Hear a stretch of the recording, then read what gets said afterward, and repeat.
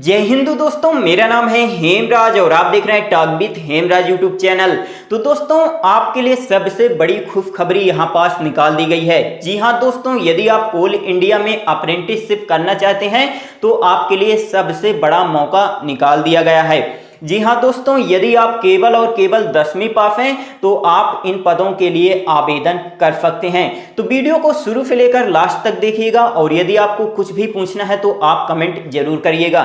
तो दोस्तों, इस वीडियो में हम बात करेंगे कि आपका सिलेक्शन कैसे होगा, ठीक है, टोटल कितनी पोस्ट निकाली गई हैं, एज क्राइटेरिया क्या रखा गया है, आपको कौन कौन सी सुविधाएं दी जाती हैं, आपको एक साल में कितनी छुट्टी मिलती हैं, सब कुछ इस वीडियो में हम डिस्कस करेंगे। तो वीडियो को लास्ट तक जरूर देखिएगा।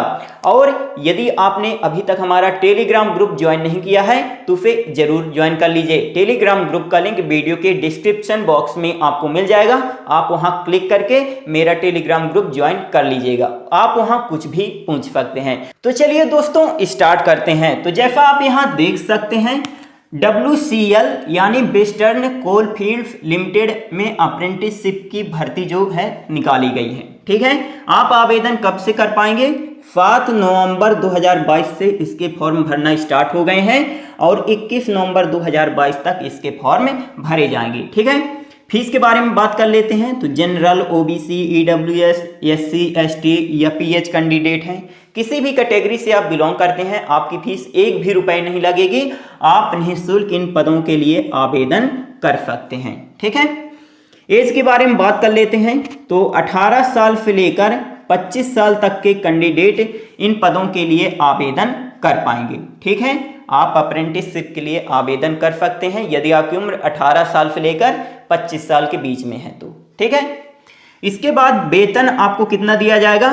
तो 7,000 रुपए से लेकर 9,000 रुपए पर मंथ आपको यहाँ पास वेतन मिलने वाला है, ठीक है। फिर इसके बाद आपको यहाँ पास पोस्ट देखने के लिए मिल जाएंगे दोस्तों। तो आप यहाँ देख सकते हैं, सिक्योरिटी गार्ड के लिए 60 पोस्ट निकाली गई हैं और 10वीं पास होना बहुत जरूरी है। इसके बाद जो लोग ITI पास हैं, ITI पास ट्रेड अप्रेंटिस के लिए 840 पोस्ट हैं। यदि आपने ITI किया है तो आप आवेदन कर सकते हैं, ठीक है। इसके बाद थर्ड क्या है? ग्रेजुएट अप्रेंटिस, ठीक है, के लिए कितनी निकाली गई हैं? 101 पोस्ट। यदि आपने B या BTech किया है माइनिंग इंजीनियरिंग में तो आप आवेदन कर सकते हैं, ठीक है। इसके बाद टेक्नीशियन अप्रेंटिस के लिए कितनी पोस्ट निकाली गई हैं? 215। यदि आपने डिप्लोमा किया है माइनिंग इंजीनियरिंग में तो आप आवेदन कर सकते हैं किसके लिए? टेक्नीशियन अप्रेंटिस की पोस्ट के लिए, ठीक। अब हम बात कर लेते हैं चयन प्रक्रिया के बारे में। तो थोड़ा आप यहाँ ध्यान से समझिएगा। यहाँ आपका कोई भी एग्जाम नहीं होने वाला है, ठीक है। आपका यहाँ सिलेक्शन केवल और केवल मेरिट लिस्ट के आधार पर होगा। उसके बाद आपका डॉक्यूमेंट वेरिफिकेशन होगा और ये जो मेडिकल होता है उसके बारे में मैं आपको बताऊंगा, ठीक है। तो 3 स्टेज में आपका सिलेक्शन होता है। तो अब प्रश्न उठता है कि ये जो मेरिट लिस्ट होती है वो कैसे तैयार की जाती है। तो आप थोड़ा ध्यान से समझिएगा। यदि आप सिक्योरिटी गार्ड के लिए आवेदन कर रहे हैं तो 10वीं पास मांगा गया है ना, तो 10th क्लास में आपके जितने परसेंटेज थे उसके आधार पर यहाँ मेरिट लिस्ट तैयार की जाएगी, ठीक है। यदि आप ITI पास ट्रेड अप्रेंटिस के लिए आवेदन कर रहे हैं तो ITI में आपके जितने परसेंटेज थे उसके आधार पर यहाँ मेरिट लिस्ट तैयार की जाएगी। यदि आप ग्रेजुएट अप्रेंटिस के लिए आवेदन कर रहे हैं तो B या BTech में आपके जितने परसेंटेज थे उसके आधार पर मेरिट लिस्ट तैयार की जाएगी। यदि आप टेक्नीशियन अप्रेंटिस के लिए आवेदन कर रहे हैं तो डिप्लोमा में आपके जितने परसेंटेज थे उसके आधार पर आपकी मेरिट लिस्ट यहाँ तैयार होने वाली है, ठीक है। जब आपका मेरिट लिस्ट में नाम आ जाएगा उसके बाद आपको डॉक्यूमेंट वेरिफिकेशन के लिए बुलाया जाएगा और डॉक्यूमेंट वेरिफिकेशन के बाद आपका क्या होगा? मेडिकल होगा, ठीक है। तो मेडिकल तो आपको अपनी सिटी से ही बनवाना पड़ता है ना। वहाँ पास आपका मेडिकल नहीं होगा, आपको अपनी सिटी में ही मेडिकल टेस्ट करवाना पड़ेगा, ठीक है। जैसे गवर्नमेंट हॉस्पिटल हो गई ना, तो वहाँ पास आप जाइएगा तो वहाँ पास आपका सब चेक हो जाएगा, ठीक है। वहाँ साइन कर देंगे तो आपका मेडिकल टेस्ट हो जाएगा, ठीक है। इसके बाद अब हम बात कर लेते हैं थोड़ा डॉक्यूमेंट। तो यहाँ पास थोड़ा ध्यान दीजिएगा। यदि आप SC, ST या OBC कैटेगरी से हैं तो आप थोड़ा ध्यान दीजिएगा। जो कास्ट सर्टिफिकेट होता है, जो कास्ट सर्टिफिकेट होता है वो सेंटर का होना चाहिए, ठीक है, केंद्र का होना चाहिए, ठीक है, स्टेट का नहीं चलेगा। आप देख लीजिएगा, आपको बाहर कर दिया जाएगा यदि आपका कास्ट सर्टिफिकेट जो है तो वो सेंटर का नहीं है तो, ठीक है। तो आप थोड़ा यहाँ ध्यान दीजिएगा, यदि आप SC ST या OBC कैटेगरी से हैं तो आप यहाँ थोड़ा ध्यान दीजिएगा, सेंटर का बनवा लीजिएगा कास्ट सर्टिफिकेट, ठीक है। अब हम बात कर लेते हैं कि आपको कौन कौन सी सुविधाएं दी जाती हैं। तो देखिए, आपको यहाँ पास जब आपका सिलेक्शन हो जाता है तो आपको रूम दिया जाता है, ठीक है, जो सबसे अच्छी बात है।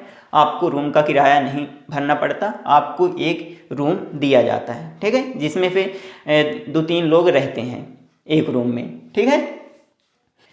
अब हम बात कर लेते हैं कि आपको ड्यूटी कितना करना पड़ेगा। तो आप थोड़ा यहाँ ध्यान से समझिएगा, यदि आप ओपन कास्ट माइनिंग में जाते हैं, ओपन कास्ट माइनिंग में, ठीक है, तो आपको 180 ड्यूटी करना पड़ेगा, ठीक है। तो आपको अप्रेंटिस का सर्टिफिकेट मिल जाएगा।